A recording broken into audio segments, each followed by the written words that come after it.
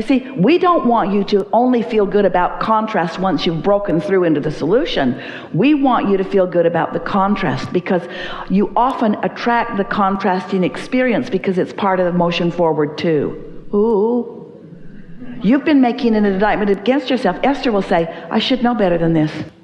I should not, at this state of my understanding. For God's sake, Abraham flows through me. I should get this by now. I shouldn't be repeating this again. I should not be here again. And we say, that gets you nowhere. That decision that you're wrong is the worst decision that you can ever make until all of the universe, and you will never, ever, ever, ever, ever, ever, ever, no matter how many lifetimes you live and how many problems you face, you will never get your inner being to agree with you that you are wrong to be where you stand. Your physical world wants to do that because they're conditional in their love for you. Because they don't understand about alignment. They aren't considering their inner being. They need you to behave in precise ways so that they can look at you and feel good. So they've trained you into self-loathing or self-judgment, or into hindering your own expansion by embracing the very contrast that makes it possible. Do you like stagnation or motion forward? Do you like movement or absolute non-movement? Do you like faster or slower? Do you like more or less? Do you like becoming or declining? Do you like exhilaration or contentment? These are comparative questions, but what do you prefer? Do you like boredom or stimulation? So you like movement. Do you see contrast? And this is an important distinction for you. Do you see contrast as one step forward, one step back? Do you see contrast as a tug of war? Or do you see question, answer, question, answer, question, answer, question, answer, question, answer? Do you see it as problem, solution, problem, solution, problem, solution, problem, solution? This is an important distinction, which we haven't talked about with such clarity before. If it's a question and an answer and a question and an answer and a question and an answer, then it's delicious contrast, delicious movement, isn't it? So we know when you feel like you're stuck in contrast, that's not fun. When it feels like contrast is thwarting your motion forward. But contrast never thwarts your motion forward, because contrast always summons source energy's attention on the subject. And source energy always knows where you mean to be. So there is always a momentum. So what you're describing as contrast is your unwillingness to go toward the solution. That's all that it ever is. So contrast is not the problem. Not allowing movement toward the solution may be. And that's where that unworthy self-judgment, I shouldn't be here, that's when that kicks in and thwarts you. Yes? Well, that feels better already, doesn't it? Do you think source is appreciating your contrast or pushing against it? Because you're using it as an indictment against self or against someone else, and source isn't doing that. So cut it out. It helps to understand. It helps to maybe understand the source's point of view. It helps to study it and maybe apply some logic. Maybe think about other things that you felt contrast about that you began to feel good about. Feels a little better in a general sense, doesn't it? Have you ever had a big question and then had that breakthrough of understanding and all that ripple of appreciation wash through you? Have you ever realized that without the contrasting question, the ripple of appreciation could not be there? Have you ever really enjoyed a meal so much that you just want to cry? You feel so blessed? Well, would you feel that way if all you ever did was eat? Or is the contrast of getting a little hungry important to the satisfaction of the meal? And so, could you experience anything? Could you even see without contrast? Could you hear without contrasting vibrations? Contrast and variety are really the same thing. Can you soften the idea of contrast a little bit more to embrace it? Esther's been thinking a lot about this because there are a couple of experiences that are happening that she feels that way about. Not anger about it. She has a little more understanding because we're persistent in our conversation with her. But she doesn't like it, nevertheless. And so she's been a little hard on herself. Anyone who's hard on themselves at all is too hard on themselves from our point of view. It's unnecessary and unproductive and not the way we are looking at you ever, ever, ever. And when you do, you always feel bad. So she's been thinking a lot about getting out ahead of things, because when the momentum of something unwanted sort of takes you further to a place than you want to be, your feeling of not being in better control is what you're beating up on yourself about mostly. So we've been saying to you, get out ahead of it. Get out ahead of it. When you can feel good, milk it. When you first wake up, try to stay there longer. Meditate every day. Sleep longer. Take better care of yourselves. Be nicer to yourself. Give yourself more of a buffer. Get better sea legs. In other words, give yourself some shock absorbers so that as contrast comes, you can embrace it and adore it rather than resist it and condemn yourself about it. These are the kinds of conversations we've been having with Esther.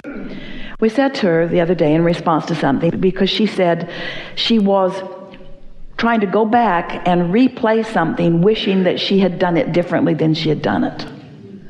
And we said, most unproductive thing that you could ever do, because you can only be in your now. And if in your now you're beating yourself up about something that you've done before, then you're messing your now up, and that's the momentum that you're going to continue. So we said with volume, out loud, to Esther, as she is putting her makeup on in the mirror, Esther, if you were back there, if you had that to do again, you would do exactly the same thing as you did before, because it was the path of least resistance then, and it is now.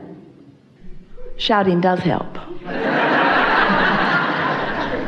Got Esther's attention. It was a very strong question within her. So now she's determined that she's going to get out there ahead of it. She's no longer going to mess up her now by second-guessing anything that she's done before. She's decided to accept that whatever it was, it's all right, and where she stands now is too. So, as we're talking about getting out ahead of it, meaning feel good as much as you can and milk it when you feel good, and when you don't feel good, try to change the subject, take a nap, do whatever you can in order to not encourage that momentum that you are not wanting. And so, a day or two or three or four or five, a week later, Esther is lying in bed and she decides to watch television. And she's looking around and she settles on a political channel and listens and listens and listens and listens and talks to them. They're not listening to her. And finally, in a feeling of contrast and sort of overwhelmment about what they don't understand, she turned off the television, out of sorts, not out ahead of it, responding to the contrast of the moment and taking it on herself and feeling it. And then she went to sleep. And while she slept, the momentum stopped, her energy cleared, like it always does. And when she awakened in the morning, she was in a good place for a moment. And then she thought, I'm going to brush my teeth and I'm going to meditate. I'm going to get out ahead of this. I'm going to stay out ahead of this. I'm going to maintain my positive momentum. So she brushed her teeth and she sat and she listened to the Getting to the Vortex meditation CD. It always brings her to a place of upliftment. And as she came out of meditation, she had a thought, a very clear thought, to look at the website about something. It had to do with the daily quote. And so she looked at the website, looked right at the daily quote, and there was something wrong with it. The quote was right for 2 sentences, and then it started in the middle of a sentence and changed the subject altogether. And right away, she called Mark. Hey, Mark, look at the website. There's something wrong with the quote. Whoa, he says. Yeah, I know what happened. What happened? Well, I'm putting the new ones in because Esther's been giving him new quotes. And he's getting them into the database and had just failed to clear the field before he put the new in. And so Esther, now she's sort of lost her momentum, and now she starts to focus on the problem. How could this happen? This isn't the way I understood this to work. And Esther sort of picked a little fight. She picked a fight because she wanted to understand the problem. She wasn't basking in the perfection of the solution that she was guided to. She didn't even consider, hey, I was tuned in, tapped in, turned on, and found something right away. I was able to guide it right back into alignment. Instead, how does something like this happen? What do we need to do to avoid this problem from ever happening again? And then the mother lode of all resistance. Do you want me to do this?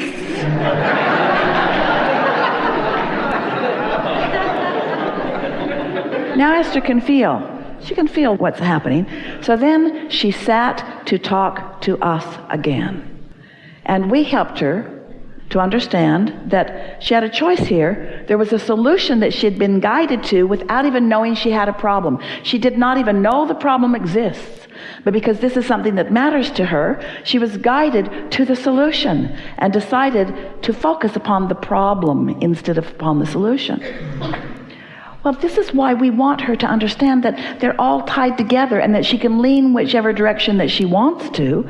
So she brought herself back into alignment again. Back into alignment. So here's what we want you to feel. You can lean in the direction of solutions or problems. In other words, you can focus however you decide to focus, but the key word here is you have the ability to make the decision about which way you go. And if you've decided how you want to feel, those decisions get easier and easier. There's a tendency to be intoxicated with the problem because you want to save the world because you're in service. But that's not who you really are. You are intoxicated with motion forward. Don't beat the drum of the problem because it takes you out of the rhythm of the solution. But embrace problem, solution, problem, solution, problem, solution, problem, solution, problem, solution. It's all part of the motion forward. Just don't get fixated on saving the world. You see what we're getting at?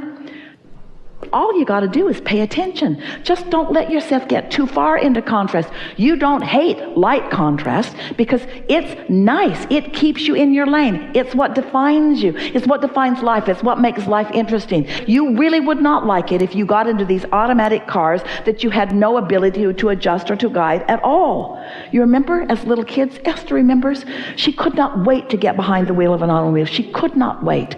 And they went to some amusement park where her little car was on rails, and she was beside herself. She was frantically trying to get that car to go someplace other than on those rails. Finally, she just let go of the wheel and just rode it around. And when she got out, her father said, "Did you have a good time?" And she said, "No." I did not have a good time. This car would not go anywhere I wanted it to go. It just went down that rail. This is not the way I want it to be.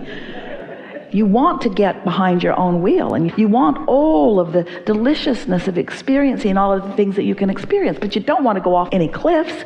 You want to control the contrast because you have the ability to focus.